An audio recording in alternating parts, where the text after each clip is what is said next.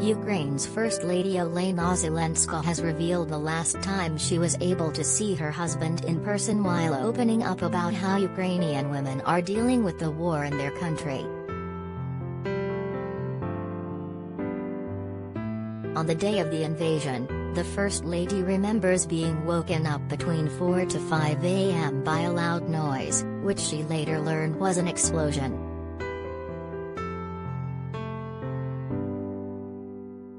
It was the last time she saw her husband in a suit, she said. After then, it was all military.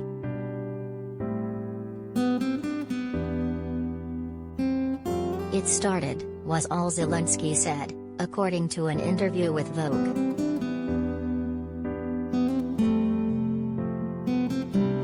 The president's office soon became a military facility in the opening days of the war, separating President Zelensky from his family.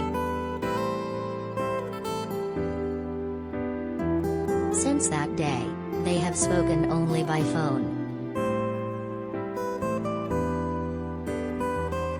Asked what she said to her 9-year-old son and 17-year-old daughter, the First Lady explained, "There is no need to explain anything to children. They see everything, as does every child in Ukraine. Surely, this is not something that children should see, but children are very honest and sincere. You can't hide anything from them."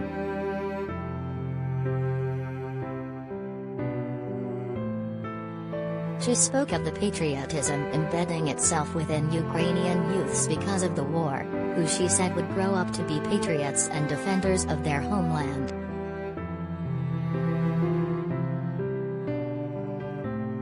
When it comes to children, the best strategy is the truth, she added. The First Lady said Vladimir Putin had set out to divide the people of her country, but that such a task was impossible with Ukrainians. When one of us is tortured, raped, or killed, we feel that we all are being tortured, raped, or killed, said the Ukraine's First Lady. We do not need propaganda to feel civic consciousness, and to resist. It is this personal anger and pain, which we all feel, that instantly activates the thirst to act, to resist aggression, to defend our freedom.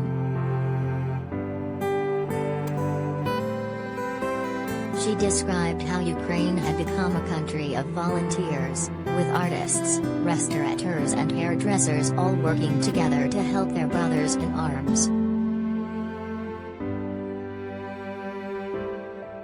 Thousands of women have had to give birth in bomb shelters, like the one in Mariupol, because of the conditions they are living under.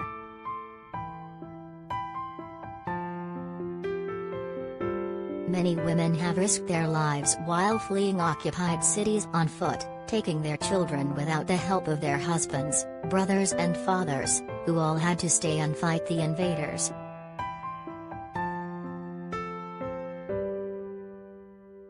As the cities become de-occupied, the world is realizing what those women were fleeing, she said. Bucha, and other villages around Kyiv, have been liberated after Russian forces retreated, revealing mass graves of slaughtered civilians. Russia previously ignored humanitarian corridors and bombed civilians fleeing occupied cities, many of them women and children.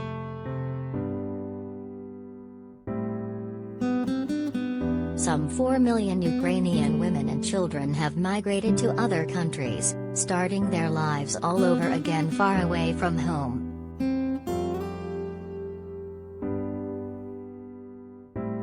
She said she was infinitely grateful for the countries which had taken in Ukrainians fleeing the war with Russia, but added her voice to the call for the enforcement of a no-fly zone, with the hope of preventing Russian rocket attacks on civilian areas.